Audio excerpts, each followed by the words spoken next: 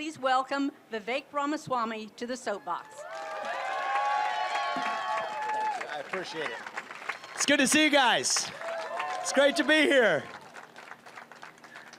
So look, one of the reasons I love Iowa, and we have to keep the first in the nation caucus status intact, is this. There are no social media algorithms in the air between us, right? There's no TV screens. It's us here in the open, having a conversation. So I'm gonna kick this off and then I wanna hear from you. What we gotta do is close the gap between what people are saying in public and what people are willing to say in private. Close that gap, the only way we're gonna do it is to speak openly. So let me tell you, speak the truth. That's right, we can handle the truth. That is who we are. Tell you a bit about myself. I'm seeing a lot of new faces today. My parents came to this country 40 years ago with literally no money. I've gone on to found multi-billion-dollar companies. I did it while marrying my lovely wife, Apurva, who's here today. A real doctor, that's right. I know the connotation you meant, but she is a real doctor. Our kids are somewhere on that Ferris wheel. And that's the American dream. I am genuinely worried that our two sons will not be able to live that same American dream unless we do something about it. We're in the middle of a national identity crisis. Faith, patriotism, hard work, family. These things have disappeared, only to be replaced by poison. You can debate what the poison is. Wokeism, gender ideology, climatism, COVIDism, depression, anxiety, fentanyl, suicide. It is not a coincidence that we see the rise of these same poisons at the same time. These are symptoms of a deeper void of identity and purpose and meaning. And I'm speaking to you as a member of my generation. I'm 38 years old. I am the youngest person ever to run for US president in a major party. And I love seeing young people here. Here's the thing about us. I think it's true of all of us. We are hungry for a cause.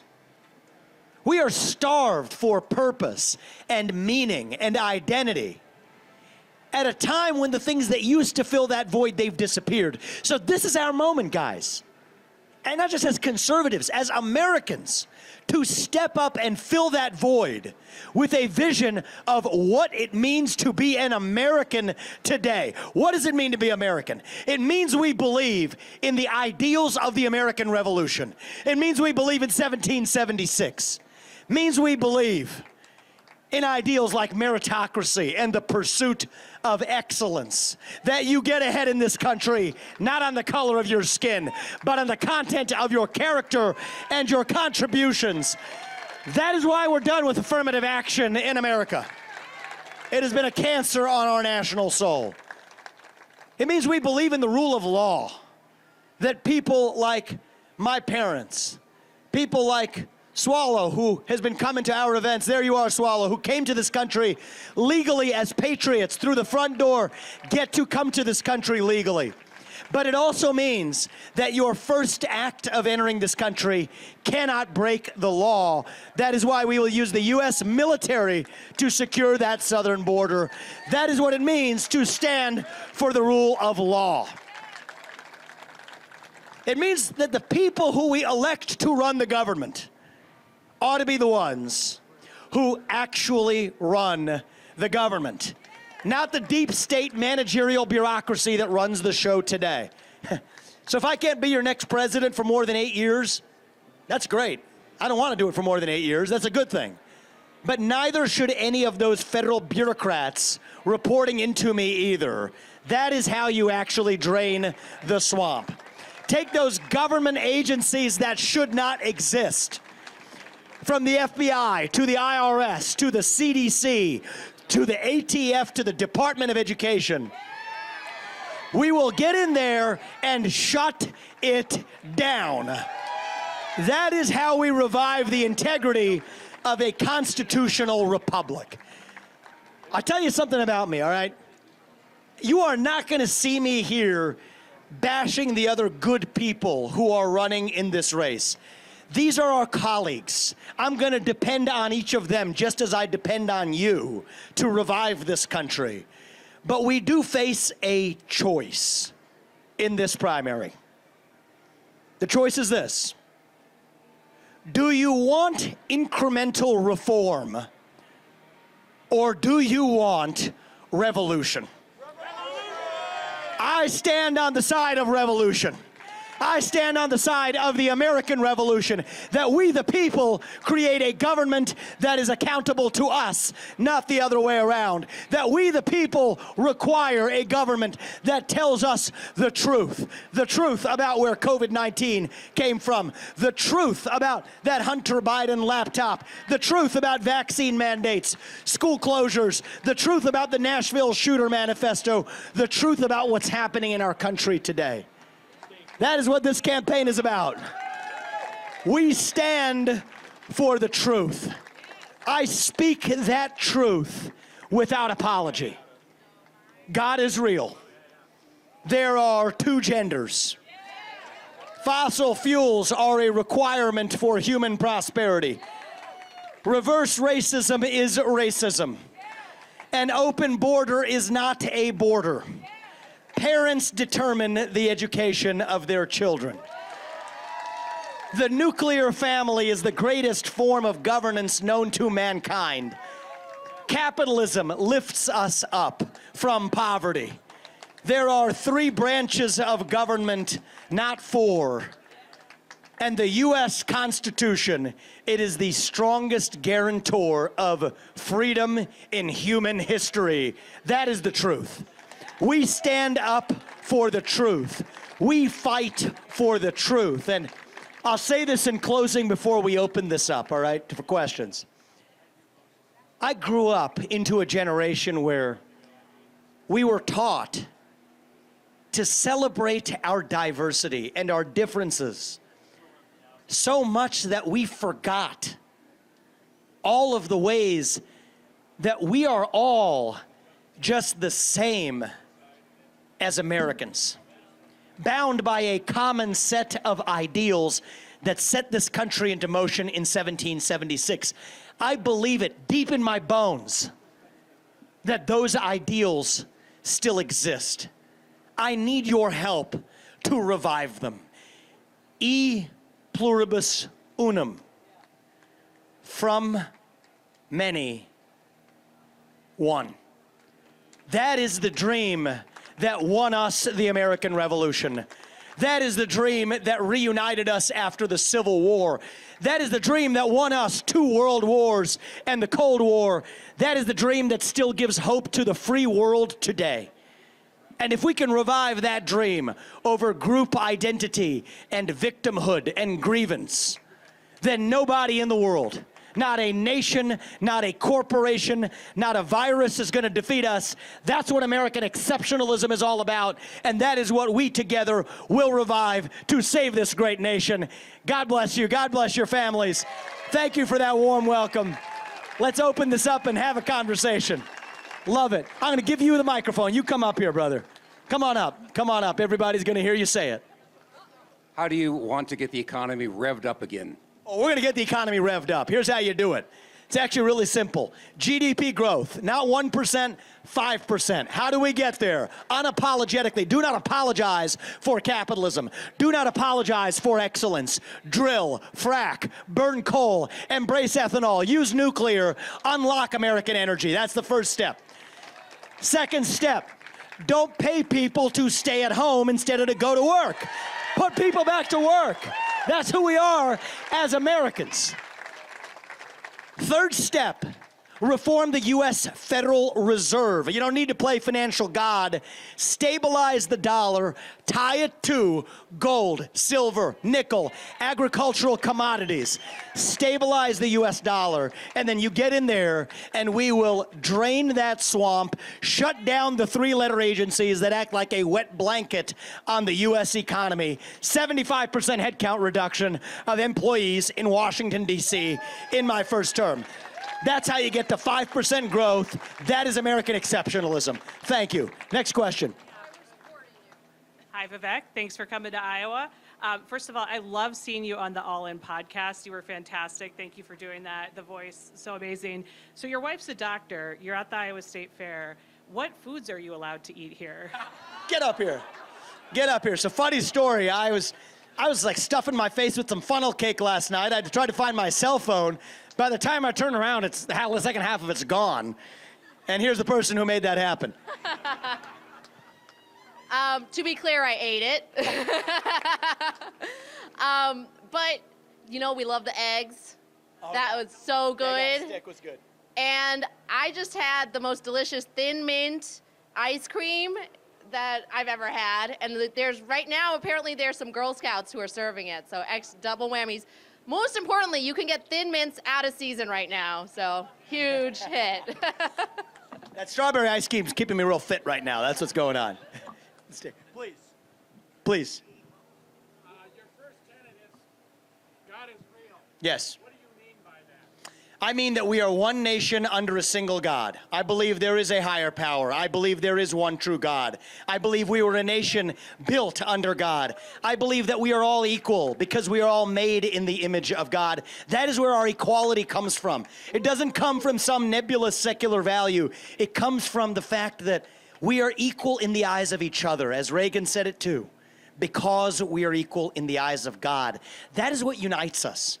And you think about this. I don't care if you're black or white or Democrat or Republican or blue or green or anything. I could care less.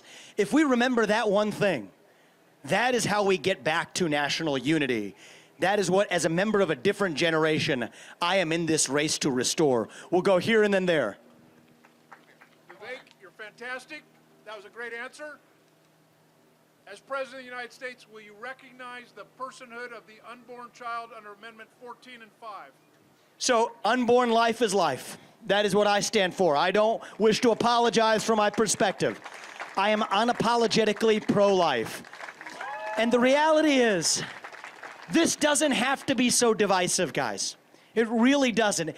I'll give you a challenge. It'll just say we can get back to national unity. There's a case, Clarence Thomas brought it up. Pregnant woman walking down the street, the unborn child dies as a result of an assault.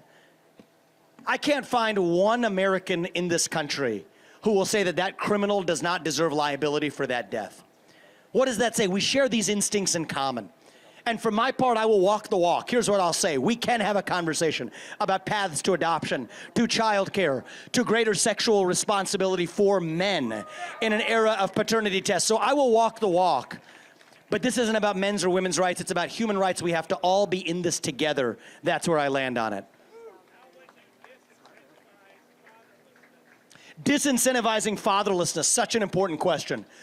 So this is important to me and to Apurva both, okay? Neither of us grew up in money. Both of our parents came to this country with literally nothing to their name. But both of us actually had the ultimate privilege. You hear that word bandied around a lot these days, privilege. I'll admit it, I had it. Two parents in the house with a focus on education and instilling in us in a faith in God. That is the ultimate privilege. So how do we stop the fatherlessness epidemic where 1 out of 4 kids in this country are denied that privilege? Stop paying people to live in fatherless homes. I visited the south side of Chicago. I went to Kensington in the middle of the inner city of Philadelphia, places where Republican candidates are taught by the political consultants not to go. I reject their advice. I'm not running to lead a political party. I am running to lead a nation. So we will show up, and I don't blame the single mothers there who are paid more not to have a man in the house than to have the man in the house. I blame the federal government, and it is my job to get in there and fix it. We will not use your money to pay people to do the opposite of what is right for them. More money not to have that man in the house. More money not to go to work. More money not to repay your student loan debts. More money in Kensington to have a crack pipe and free needles rather than to get off drugs.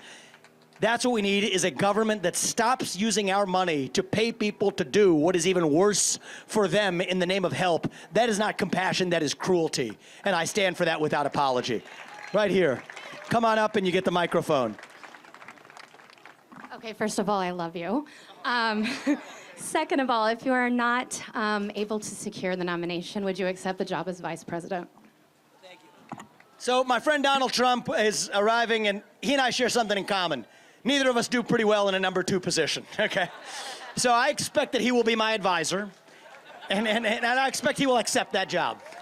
So we're running for the next generation, and to the truth of the matter, let's just speak truth.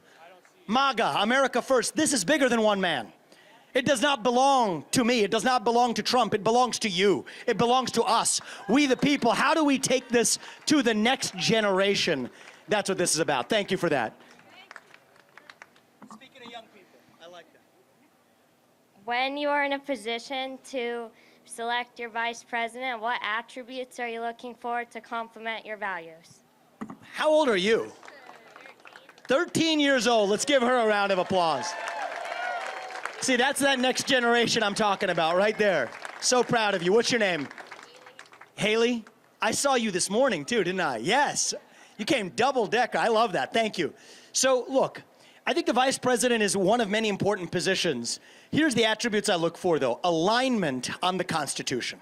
That's the thing that's most important of all. Whether it's vice president, to Office of Management and Budget, to the Office of Personnel Management, to the cabinet, they have to share my view that there are 3 branches of government, not 4.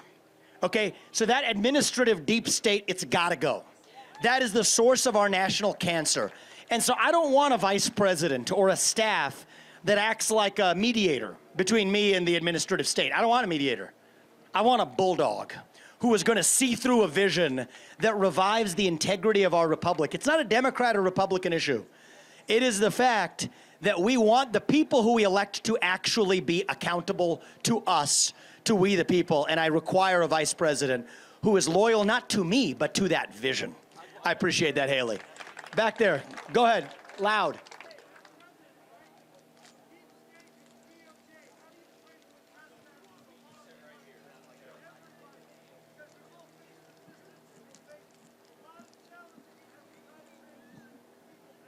You're right.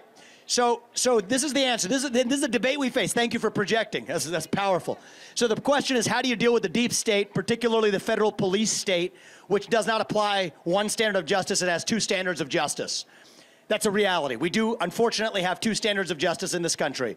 One for Antifa and BLM, one for concerned parents who show up at school board meetings called domestic terrorists, right? So how do we solve it? So when you have a bureaucracy that should not exist, that is a formula for corruption. That is why I have said, and this has been very controversial, the press has attacked me for this, I've said that I will not just reform the FBI, fire Christopher Wray or something like this. I don't believe in incremental reform. I stand for revolution. We will shut down the FBI. That is how you drain the actual source of the problem. But I also want to tell those of you who think, does that sound extreme? Is this guy a little crazy, a little bit of a young lunatic here? Actually, it's deeply practical. And let me explain to you why. There's 35,000 employees at the FBI. Nobody's offered this kind of detail before. The detail matters. You guys are Iowa, you can handle it. 35,000 employees. 20,000 of them are in back office functions, going into the J. Edgar Hoover building of the FBI, reporting in for work every day. They should find honest work in the private sector, and under my watch, they will. There's 15,000 good people on the front lines.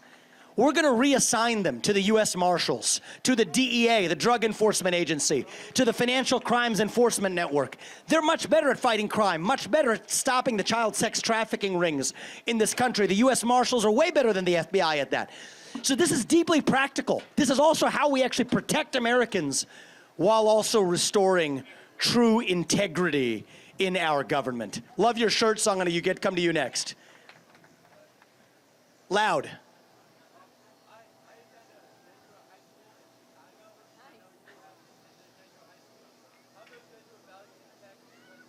Love that. So what Jesuit high school do you go to? Loyola?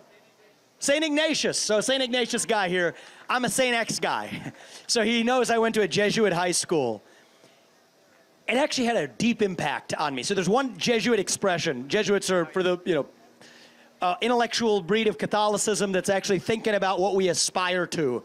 There's a term that they teach you at St. Ignatius, the magis, the more. So the magis refers to the idea that we seek more of ourselves, that we expect more of the people closest to us and of ourselves to push each other, our classmates in high school, to new heights we would not have reached. We call that the magis. St. X's slogan was men for others. But the reason we said men for others is how do you do it for others? You push others to do more for others than they otherwise could have done. That is what it means to be American, actually. We aspire to the more. We as Americans, we're the pioneers. We're the explorers. We're the people who nobody's gonna stop. There ain't gonna be a government that stands in our way from stopping me from achieving my maximal potential. So yes, did that class in 9th grade in St. X High School influence me as now a presidential candidate? And hopefully, if you all are willing, your next president, you're darn right they do. And I'm proud of you for bringing up your Jesuit values too. Okay, I'm being given a red sign that says time is up. So I'm gonna close with this. Let me just close with this. No, but he's doing his job. Thank you, and thank you for the invitation. And I'm glad the Des Moines Register is doing this. Do I agree with everything they print? No, I don't. But open dialogue, this is what we need. So thank you to them. The thing I will say, I told some of you this morning. I want to say it again because it's so important. We are not a nation in decline. We don't have to be. Both parties teach us that somehow we're at the end of the Roman Empire. We're on our way down. We're like ancient Rome, crumbling to pieces. We don't have to be a nation in decline. We don't have to be Rome. I think the truth is, as a nation, we, like Haley sitting right here, we as a nation are really just a little young, going through our own version of adolescence, figuring out who we're really gonna be when we grow up. And when you view it that way, you're a teenager, you go through adolescence. You might have your self-confidence shaken from time to time. You lose your sense of who you are. I don't know about you, but I certainly did. But we are stronger for it when we get to our adulthood on the other side. So we don't have to be a nation in decline. I think we are a nation still in our ascent, in the early stages of our ascent, still on our way to that mountaintop, that shining city on a hill where no matter who you are, where your parents came from, what your skin color is, you achieve anything you ever want in this country with your own hard work, your own commitment, your own dedication. That is the American dream. That is what we are running to. That is what we together will revive to save this great nation. Thank you all. God bless you. God bless your families. And God bless our great country. Thank you. Thank you. Thank you.